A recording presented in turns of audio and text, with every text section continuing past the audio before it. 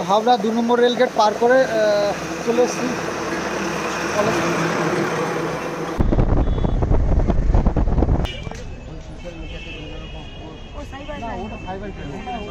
কোনটা নিতে বলেছিলে তুমি আমাকে? তো অমিত বিরিয়ানি নিল আর আমি একটা দই নিলাম 200 গ্রামের। এসব হুমকি চুমকি এসব ভয় দেখিয়ে কোনো লাভ নেই। আমরা বুঝতে পেরে গেছি এসব হচ্ছে কন্টেন্ট সব। নমস্কার বন্ধুরা, আজকে নতুন আরও একটা ব্লগ স্টার্ট করছি সকাল থেকেই। তো তোমরা সবাই কেমন আছো? আশা করছি সবাই খুব ভালো আছো, আমিও খুব ভালো আছি। আর আজকে সকালবেলায় দেখতে পাচ্ছ পুজো ঘরে এসে পুজো দিতে শুরু করেছি। আসলে আমার হাতে টাইম খুবই কম, তার কারণ আজকে হচ্ছে মঙ্গলবার আর 14 তারিখ মে মাসের। তো একটা কেসের ডেট রয়েছে, বসিরহাটে যেতে হবে। তো যাওয়ার আগে ভাবছি পুজোটা দিয়ে তারপরেই যাব, কারণ কখন আসবো তার তো কোনো ঠিক ঠিকানা নেই। তো মঙ্গলবার যেহেতু আমি বজরংবলির পুজো করি, তো পুজোটা কখন আবার করতে পারবো, এসে পারবো কি না, একদম টাইম থাকবে কি না সেটাও একটা সমস্যা। তো সেই কারণে সকালবেলা ঘুমের থেকে উঠেই আমি নিজের কাজ সেরে তারপরে বাবার পুজোটা আমি করে তারপরেই বাড়ির থেকে বেরোবো। আর হ্যাঁ, টাইম এতটাই শর্ট আমার কাছে যে আমি অন্য ঠাকুরের পুজো দিতে পারলাম না। বাকি সব পুজো মা পরে স্নান করে দিয়ে দেবে। খুব পুজোটা আরামসেই মনে ভক্তি নিয়ে সুন্দর করে দিয়েছি।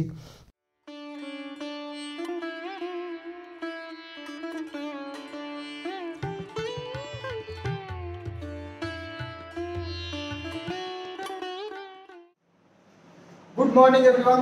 তো সকালবেলায় পুজো দিয়ে একবারে চলে এসেছি খাওয়ার টেবিলে, তার কারণ আজকে হচ্ছে মঙ্গলবার। আজকে বসিরহাটে যে ডিভোর্সের মামলাটা করেছিল একতরফা, তো সেটা আজকে ডেট। তো সেই জন্য আজকে সকাল সকাল যেতে হবে বসিরহাটে।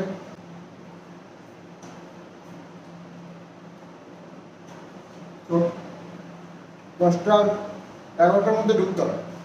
তো আমি এখন বাজে 6:45।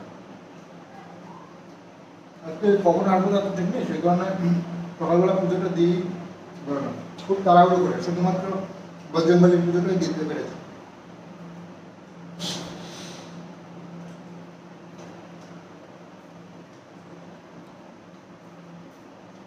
সকালে ভাত খেয়ে দিয়েছি, তার কারণ যেহেতু মঙ্গলবার বাইরে একদমই খাওয়া দাওয়া আছে, নিরামিষ ওপর দেবে। তো এখন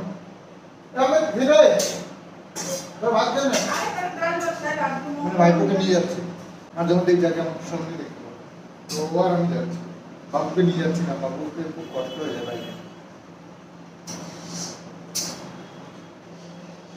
তোর ভাত খেয়ে হ্যাঁ রুটি খেতে হয় কোন সময় আবার খাওয়া দরকার নেই।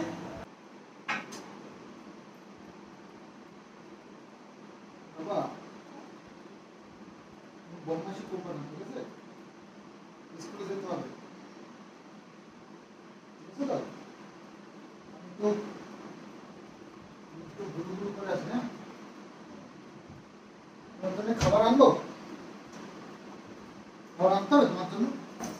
কি খাবার আনবো? হ্যাঁ, তুরতুরি তুরতুরি খাই তো, তুরতুরি।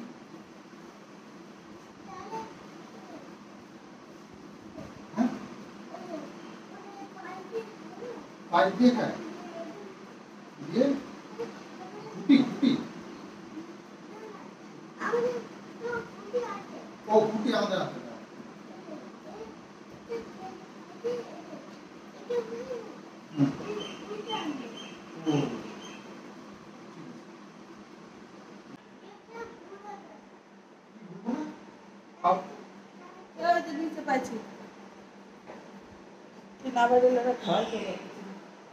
কালকে বলতে ভুলবো না নাকি?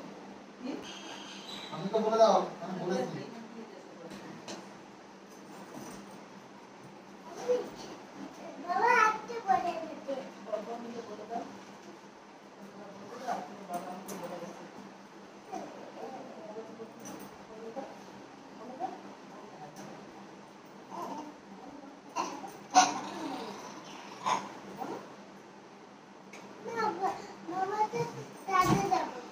তো আমি রেডি হয়ে গেছি, কিষানু এদিক দিয়ে রেডি, কিষানু যাচ্ছি স্কুলে। কিষানু তুমি আমাকে বলেছো স্কুলে যাচ্ছ? বলনি তো। হ্যাঁ আমি তো বলেছি, তুমি তো বলনি তুমি স্কুলে যাচ্ছ। বলেছো তোমাকে? ঠিক আছে। তো কিষানু স্কুলে যাচ্ছে আর আমি যাচ্ছি বসিরহাট কোর্ট। আমি চলে এসছে এবার, চ রেডি, গাড়িটা বের করি। হেলমেট আমার কাছে এই একটাই রয়েছে, আর একটা হেলমেট নিতে হবে আমার বন্ধুর বাড়ির সাথে, ওখান থেকে নিয়ে নেবো। একটু কিছু করতে হবে।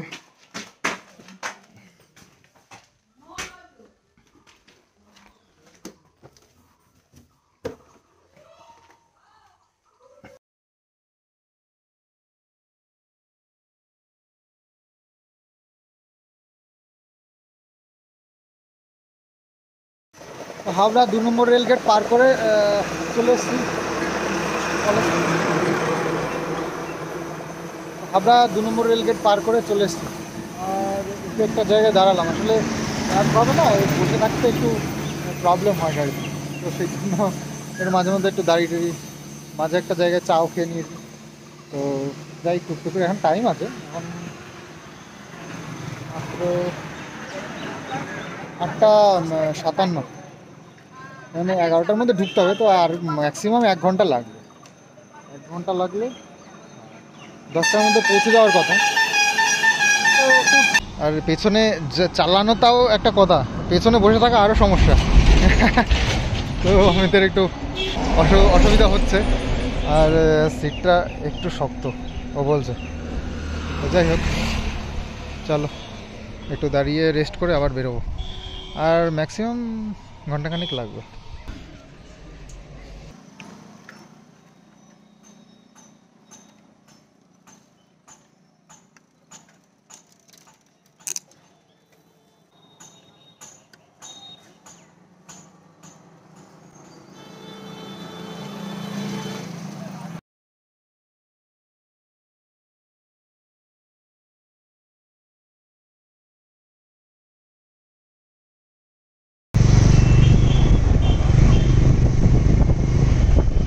তো চলে এসেছি বসিরহাট কোর্টে। তো আমার অ্যাডভোকেট ম্যাডাম এখনও আসেনি, ওনার অপেক্ষাই করছি, উনি আর কিছুক্ষণের মধ্যে ঢুকে পড়বেন। তো কিছুক্ষণ ওয়েট করতে হবে আর কি।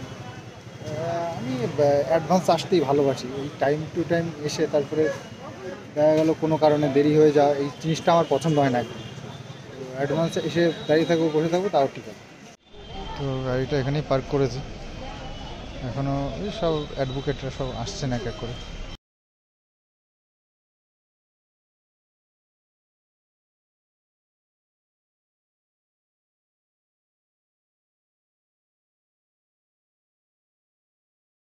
তো কোর্টের কাজ শেষ হলো, ম্যাডামকে ছেড়ে দিলাম, আর এবার আমরাও বেরোবো। এই গাড়ির কাছে গাড়ি চারিপাশ দিয়ে এমনভাবে গাড়িগুলো রয়েছে, আমি বের করাও একটু মুশকিল। তো চলো বাড়ির দিকে যাই, বেলা অনেক হলো, পরে কথা হচ্ছে।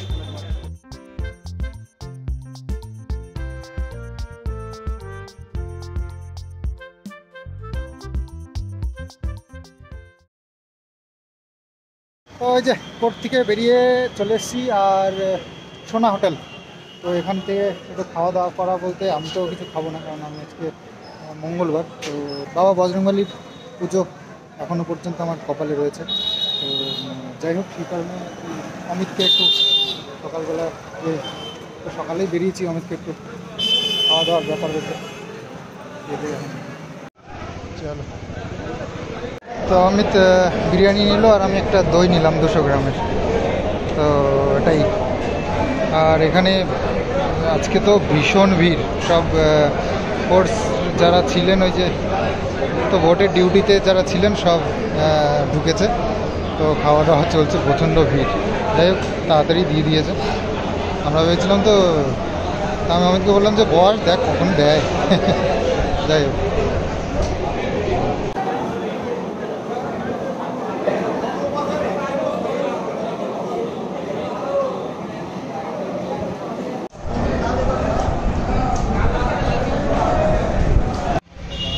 তো খাওয়া দাওয়া হলো তো?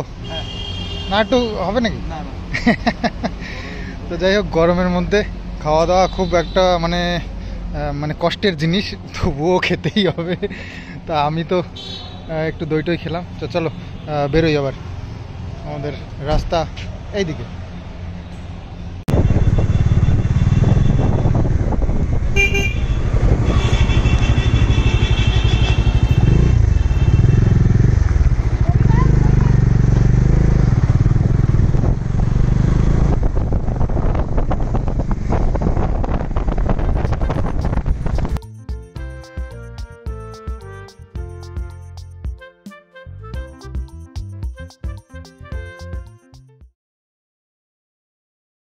তোমার জন্য কি কি এনেছি দেখেছো তো? কোনটা আনতে বলেছিলে তুমি আমাকে? ও ফুটিটা ঠামির। ও তুমি লিচি আনতে বলেছিলে তাই না? ও আচ্ছা আচ্ছা, ঠিক আছে তাহলে তুমি এটা খাও।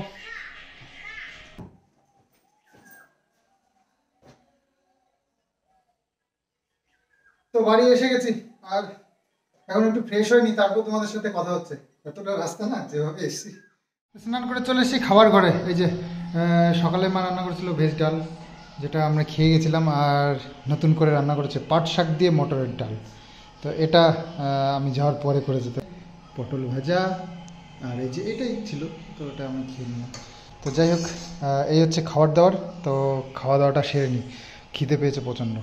সে সকালে খেয়ে গেছি, তারপরে আর খাওয়া হয়নি, মানে বাইরে খাবো না এটাই ভেবে নিয়েছি আজকের দিনটা। তো সেই কারণেই একটু দই খেয়েছিলাম, আর একটা জায়গায় গিয়ে একটু কোল্ড ড্রিঙ্কস খেয়েছিলাম। কোল্ড ড্রিঙ্কস বলতে কি যেন ওই ওটা কি ড্রিঙ্কস যেন ছিল, ওটা আমার খেয়াল নেই ঠিক। যাই হোক, ওটা খেয়েছিলাম ঠান্ডা একটু। তো শরীরটা ভালো লাগে, মানে গরম তো প্রচণ্ড, তো ওটা খেয়ে একটু ভালো লাগে। খিদেটা একটু পেয়েই গেছে। চলো খাওয়া দাওয়াটা সারি।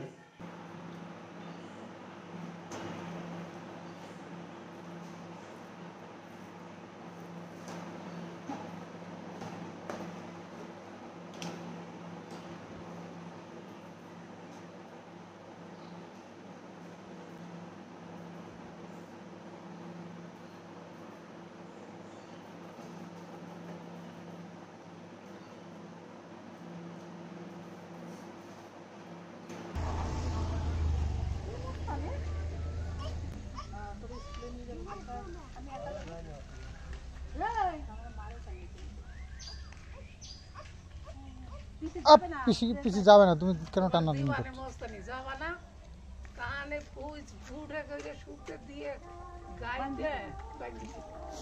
মা আবার কোথা থেকে শাক নিয়ে আসলো? পুরানোটা শাক নিয়ে আসলো ওই পাটার মধ্যে। পুরানোটা শাক কিন্তু দারুণ লাগে, পাওয়া তো যায় না। তাই? হ্যাঁ, পুরানোটা শাক ভালো লাগে।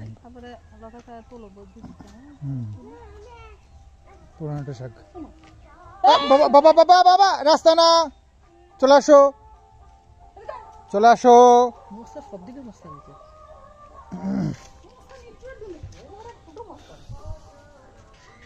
না, ঘোরাঘুরি আর ভালো লাগছে না, একটু শোবো এখন।